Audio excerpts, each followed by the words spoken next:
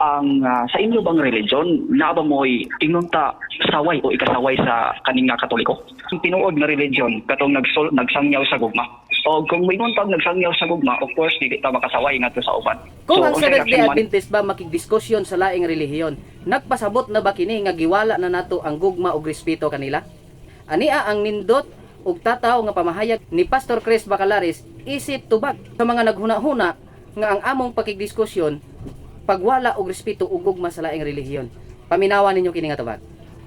Mayong hapon na pastor, no, sa ko ka Katoliko gyud, pero open magug ko sa tanang mga religion. Ang ako lang pangutana pastor nga sa inyo bang religion, na ba mo'y ingunta saway o ikasaway sa kaning nga Katoliko? Sa among nga religion naa ba mi ikasaway sa mao nga Katoliko. Igsoon sugin lang ko kamo comparative lang gyud ang mahitabo. Sama sa Katoliko mo comparative gihapon sa mga Protestant. Ingana namugot tay duha ka klase nga criticism igsoon. Ang constructive criticism ug ang destructive criticism. Ang Seventh-day Adventist naa kami sa constructive criticism. Okay? Go ahead, follow up. Okay. Kung ingana pastor na may kanulungon nga ang tinuod nga religion katong nagsangyaw sa gugma. O kung may nguntag nagsangyaw sa gugma, of course, hindi ta makasaway ngadto sa uban. So, unsay reaction mo niya pastor? Ang ako reaksyon niya na igsoon, wala gidili sa Biblia ang constructive criticism. Ang gidili katong destructive. Mismo pa si Jesus Christ naggamit ni anang mga constructive criticism. Atong tanaw na Biblia. Dirita sa Juan Kapitulo 2. Okay? Pero atong tanaw nga kini gihimo ni Jesus Christ uban ang gugma. Basa na ko. 2 sugod ta sa 14. Okay? 14. Tanaw na to ha. Og sa sulod sa templo, iyang nakita ang mga nanagbaligya, mga baka, mga karnero, mga salampati. Meaning to say, nagligosyo sulod sa templo. Og ang mga tingilis sa salapi, nga diha sa ilang pamatigayon. Og nagbuhat siya latigo. Kinsa naghimo? Si Christ. Nga pisi og iyang giabog sila, tanan. Uban ang mga karnero og ang mga baka ngadto sa gawas sa templo. Og iyang giabo ang mga salapi, ting pangilis og iyang gipangbalintuwag ang ilang mga lamisa. Tingali, kung dini pa sa itong kapunahonan, unya matawag nato nga wa pa siya mailhi nga siya ang Dios, gi-criticize na siya sa Facebook. Grabe na kaya ang mga baser tingali nga noon sa baka nganong gipangbalintuwang manimo ng lamisa, wa bagin nimo ibatasan, sulod pa gyud sa templo. Gipangabog nimo mga tao, nagkuha pa gyud kag latigo. Tingali, sa mga tao nga wa pa makailan ni Jesus Christ, mapuno si Jesus Christ sa bus din sa FB. Si Pablo, nagingon si Pablo kung imong tanaw ng balang kasulatan, dili ni siya destructive criticism ang gihimo ni Pablo. Apan kini usa ka constructive criticism. Atong tan-awon kung unsay giingon ni Apostol Paul. Galacia Kapitulo 1, versikulo 7. Dili nga adunay laing maayong balita kung dili adunay na nagpagubot kaninyo og buot magatui sa mayong balita. Mahitungod kang Kristo. Apan bisan pa kung kami o usa ba ka manulunda nga gikan sa langit, magawali kaninyo maayong balita nga supak sa amo ng gikawali kaninyo ipatunglo siya. Alang sa uban, kung wa makailan ni Pablo og si Pablo naa sa tong kapanahunan karon, grabe nang criticize sa Facebook. Gani si Pastor Bacalaris sa Facebook, wala maglitok og ipatunglo. Pero si Pablo naglitok og ipatunglo. Meaning to say, dili kaya ni Pastor Bacalaris ang paglitok anang ipatunglo. Kung si Pablo na parong panahon na, gisaway na si Apostol Pablo. Ayaw na nag-criticize din sa Facebook. Busa akong mingon igsoon, na ay constructive criticism, na aside destructive criticism, ang Seventh-day Adventist, magpabilin kami sa constructive criticism. Meaning to say, agi og gitawag nato og pagtudlo uban sa gitawag natong kaagop. Atong basahon ang unang Pedro Kapitulo 3, versikulo 15. Okay? Unang Pedro 3:15. Atong basahon. Hinunua sa sulod sa inyong mga kasing-kasing.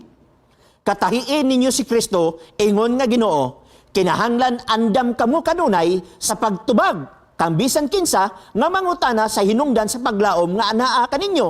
Hinuon, buhatan ninyo kini uban sa kahagop og kataha. Mao na nga si Pastor Bacalaris wa gyud maglitok og ipatunglo sila. Okay? Falapigson. Okay, kani po siya pastor no, kani po may tungod po sa Biblia nya na may uban god nga mga religion nga magdebate kay kinsargi ang insakto sila ha. O nya normal nga magkalahi ang ilang baruganan kay ang nahitabo managlahi man pod ang Biblia nga ilang gigamit na pastor. Tinuod ka na igsoon mismo sa panahon ni Apostol Pablo. Naa nang gitawag nato og debate. Inon sa bagay na may kategorya. Na healthy discussion, na say debate. Kaya ang debate man gud igsoon, ang definition sa debate alang sa uban, it is an oral contest between two opposing sides at definite time sa definite nga place. So kung walay time, walay place, walay proposition, mahulog na siya nga kali-kali nga lantugi. Okay? Now, ang healthy debate ang mas maayo. Kanang gitawag nato og kining healthy discussion. Dili nang straw man. Dili nang murag gitawag sa uban og Oxford debate. Mabasa ba? Kung di mabasa, pildi ka. Kung di mabasa, naog ka. Kung di mabasa, ang kunong ba nimo nga nasayop ka. Kung di mabasa, magpamautismo ka ba kanako. So, ingana ang gitawag nato og dili maayo nga klase nga debate igsoon. Pero kung imong tan-awon igsoon, si Apostol Pablo naghimo sa pagpasabot. Nakiglantugi, pero kana sabto nato nga usa ka healthy nga pagpagkagiglantugi. For example, dinhi nato basahon sa Buhat, okay? Buhat kapitulo 17 bersikulo 2. Og sumala sa iyang nabatasan, si Pablo misulod ni ini og sulod sa tulo ka semana siya nakiglantugi kanila pinasikad sa kasulatan. Nakiglantugi kanila pinasikad sa kasulatan. Alang namo nga mga ministro sa Seventh-day Adventist, gididaan namo ang amo nga mga sakop or nagdili ang among policy sa pakigdebate. Pero kung pananglitan adunay panahon nga naalanganin ng iglesia, unya gikinahanglan gyud nga bubarog ang Seventh-day Adventist. Ang himuon sa Seventh-day Adventist, meetingan ni siya. O guman og meeting, maaprobahan nga adunay debate, ang himuon sa Seventh-day Adventist dalon dito sa simbahan uban sa pag-ampo o uban usab ang pagpuasa. Kay ang debate igsoon dili niya padaghanay og kaalam, kun dili pagpresentar sa kaalam nga diin ato nga madawat.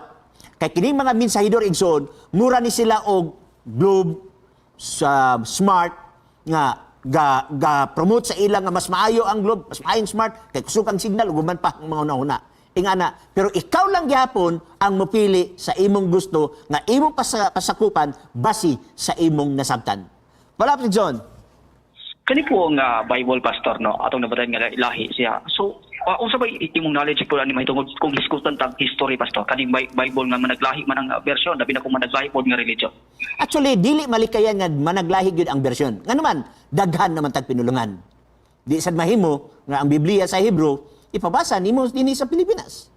Di sad mahimo nga ang Biblia nga Griego ipabasa nimo dito sa Amerika. So aduna gyud translation.